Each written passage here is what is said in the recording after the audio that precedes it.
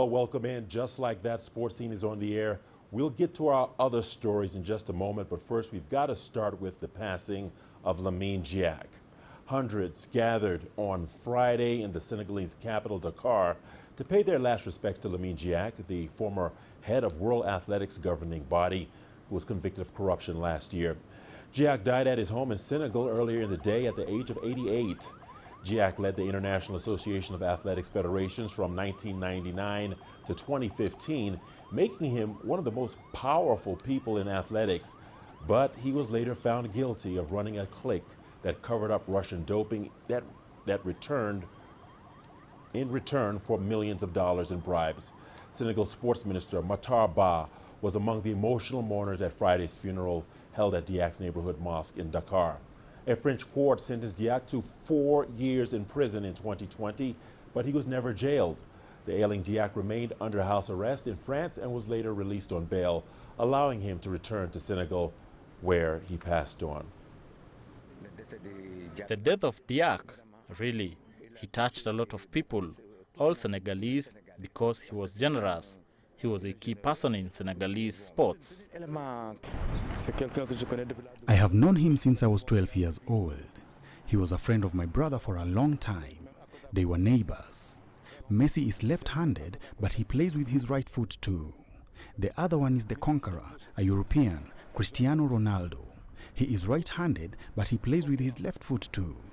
Lamine Diack taught me to play that way all the way back in 1968. Well, the world is still coming to terms with the demise of Lamine Diack, the Senegalese national who served as the president of World Athletics for 16 years. The renowned African sports administrator leaves behind an illustrious career that was dented by corruption allegations. CGTN's Shadiq Shaban was the last journalist to speak to Mr. Lamine Diack before his tribulations began 6 years ago and has this exclusive report. Lamine Diack was born in Dakar in 1933 and quickly rose through the ranks in civil and political leadership in his native country, Senegal. He was the founding president of the Confederation of African Athletics, serving from 1973 to 2003. In Senegal, he served as the president of the National Olympics Committee, the mayor of Dakar, vice president of the National Assembly, as well as a minister of sports. He succeeded Primo Nebbiolo in 1999 as the president of International Association of Athletics Federation, since renamed World Athletics, having served as a vice president since 1991. During his tenure, Diack fought for the expansion of the sport around the world as athletics rose to prominence in its native Africa. The continent hosted the 2007 World Cross Country Championship in Kenya, with Morocco getting one of the 14 Diamond League top-class meetings during his tenure. Mr. President, there have been a lot of reports of doping in athletics. Towards the end of his time in office, Lamine Diack faced bribery allegation over cover-up systemic doping among the Russian athletes. As the president of IAAF, how concerned are you about these reports? Problem is that in the press, what is important for you is the doping case. It's not the guy who are clean. We make 3,600 tests in the year. We have 200 cases, but the 3,500 is not news. You said it's not news. We don't talk about that. We talk only about the 200 cases. And are we serious? In this, we have a lot of problems. And at any time you have some problem, this one became key. Your girl won the marathon, and after that she was positive. She's a great athlete. We have to find a way. She become doped and so on. It's a difficult case, but we have to find it. Guilty, we have to suspend. Lamine Diack resigned as president of the IAAF and as honorary member of the IOC in November 2015 of allegations of corruption and money laundering. He would spend the next 2 years under house arrest in Paris and attended his trial in the French capital from June 2020. He was convicted of the charges and sentenced to 4 years in prison, but was never jailed. He returned home to his family in Senegal, where his co-accused and son, Papa Matar Ba, insist they're innocent. This was a pure manipulations by a group of people that I don't know how did they get involved with the French justice, just to get the IWF presidency. But beyond that, to maybe destroy the emergence of any African sports leader in international sports. Lamine Diack spent months battling ill health and died of natural cause on the 3rd of December 2021. I am sure that we will all be saddened by the death of President Lamine Diack, who has left an indelible mark in the field of sports as well as in other positions of responsibility that have made him the leader of world athletics. His death was a shock to Africa and to the world. Lamine Diack spent the last 6 years of his octogenarian life fighting corruption allegations at World Athletics, an organization he jointly led with others for 16 years. He protested his innocence despite the conviction to the last minute, and the family says their litigation journey to clear his name will continue posthumously. Despite the conviction, Africa celebrates one of the icons in sports administration and athletics management in the continent, the only person from the continent to have served in a global athletics body for over a decade and a half. Lamine Diack, the former president of World Athletics Body, the IAAF, dead at 88. Sadiq Shaban now joins us live in Nairobi, from his Nairobi headquarters, and to speak to us here on Sports Scene. Sadiq, thank you for taking time out to speak to us here. We appreciate it. Sadiq, let's start with how important Lamine Diack was to modern athletics. What do you say about that? Well, Richard, as you mentioned in that package there, Lamine Diack has had an illustrious career in athletics management, having risen from the ranks, having been the longest-serving president of Confederation of African Football for over 30 years. He was a vice president of athletics since 1991 up to 1999. Lamine Diack will be remembered for reforms that he undertook while he was the president for 16 years. During his tenure, we saw the growth of sport not just in Africa but around the world.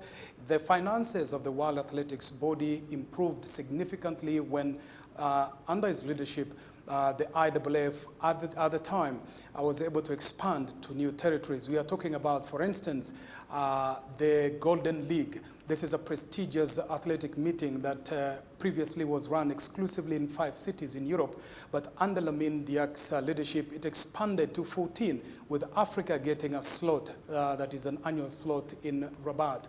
During this time also, we saw the introduction of kids athletics in the world of athletics, and also during Mr. Lamine Diack's time, the number of member associations grew and overtook that of United Nations. So at the moment, World Athletics has more members at 212 than United Nations at 93. So Mr. Lamine Diack achieved quite a lot during his time in IAAF, then World Athletics now. And suffice to say, Richard, that he was unopposed in 4 elections during his reign. Well, Sadiq, those are highly significant achievements that you have highlighted there. Only few sporting administrators from Africa have scaled the heights of Diack. What made him so special? Richard, I think Mr. Lamine Diack transcended borders, from Senegal to the world, as they say. He was a galvanizing figure, not just in the world of athletics, but also at the IOC, International Olympics Committee, where he was a member. Mr. Diack worked alongside other federations and other member federations, not just in the continent, but around the world. And he became such an important figure, a uniting figure, so to speak. In Africa, we saw quite a lot of developments. Africa got slots in many events which were exclusively reserved for Europe. So there are those who look at those and say Mr. Lamine Diack played a vital role in moving the sport of athletics from the 1990s into a new era, new markets, including significantly in the People's Republic of China, which is now enjoying quite a resurgence in terms of athletics events in that country. These are some of the policies that were put in place by Mr. Lamine Diack during his time. And also, Richard, we also remember Mr. Issa Hayatou, the former FIFA interim president from Cameroon. This is another big figure. And also Mr. Niang, the FIBA president from Mali. So these are some of the key, just a very few Africans who have had the opportunity to lead a global sporting organization. But Mr. Lamine Diack was a trailblazer, if you will.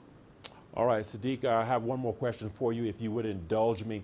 Before we let you go, do you think history will judge Diack's contribution to sport and especially athletics harshly or favorably?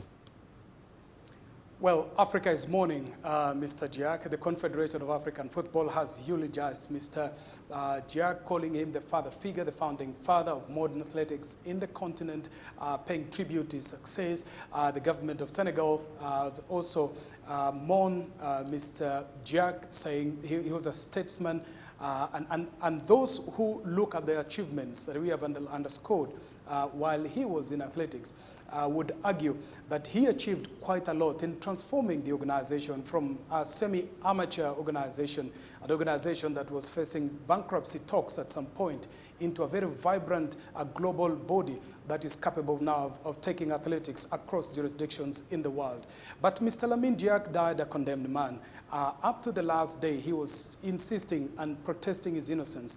He was convicted of corruption, jailed for 4 years, 2 of which were suspended. He battled ill health up to the last moment, and his family says they are continuing the journey towards clearing his name. So on one side, there are those who look at his achievement, Richard, but then there will be the dent of that corruption allegation and conviction that he suffered at the end of his term. So the jury is out there. All right, Sadiq Shaban, let's leave it here for now. We appreciate you shedding light on this story. Much appreciated. We appreciate your perspective.